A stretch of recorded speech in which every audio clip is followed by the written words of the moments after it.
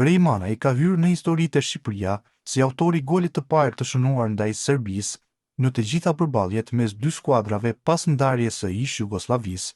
Ky ishte gjithashtu goli 11 i Manajt me Fanellën Kuqezi, duke barazuar rekordin e Altin Rakullit dhe Hamdi Saliit. Përpara tij në renditjen e golashënuesve më të mirë në historinë e Shqipërisë janë Bogdani me 18 gola, Bushi me 14, Cikallëshi Eskela me 13 dhe Sadiku me 12. Në ndeshjen ndaj Serbisë, Elsej Dysa i regjistroi paraqitjen e tij të 93 më përfaqësuesen Kuqezi, duke barazuar rekordin e Lorik Canës si lojtari me më shumë prezenca në historinë e kombëtares. Mbrojtësi 31 vjeçar i Lazios ka qenë një titullar i padiskutueshëm pasi në karrierën e tij ka nisur vetëm 10 ndeshje si zëvendësues dhe është larguar nga fusha në vetëm 9 raste.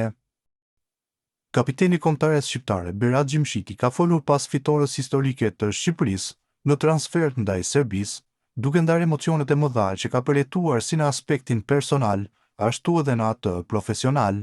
Në prononcimin e tij dhënë për Digital, mbrojtësi Kuqezi zbuloi se bashkëshortja e tij me origjinë serbe ishte personi i parë që e uroi pas ndeshjes. Emocionet para ndeshjes kanë qenë të shumta, kam përjetuar shumë në karrierën time, kam mësuar si ta përballoj presionin. Kjo ishte një ndeshje ndryshe sepse shtëpia e gjyshërve të mi është shumë afër nga këtu. Edhe tani nuk e kemi realizuar plotësisht këtë ëndër, emocionet janë ende të freskëta. Nga e gjithë bota na kanë ndjekur dhe e dim që i kemi bërë të gjithë shqiptarët krenar. E njoha jetin që po ishte 15 vjeç, kemi luajtur bashkë edhe te Zvicra, vendosëm të dy të përfaqësojmë Shqipërinë dhe që prej asaj kohe kanë kaluar mbi 10 vite. Ky është një grup me shumë cilësi, por mbi të gjitha me karakter. Të gjithë luftuam në fushë dhe dha maksimumin. Kjo është një arritje e madhe për ne. Për sa i përket mesazheve të shumta që ka marrë pas ndeshjes, kapiteni theksoi, urimi i parë ishte nga bashkëshortja dhe familja. Ka marrë shumë mesazhe, ende nuk i kam hapur të gjitha. Më të rëndësishmet janë ato nga familja, prindërit dhe gruaja. Në fund, Gjimshiti komentoi edhe përballjen personale me Dušan Vlahović, sulmuesin e Juventusit.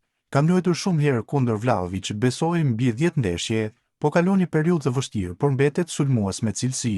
Në pjesën e parë pati një rast të madh, por ja dolëm, ta mbaj mirë.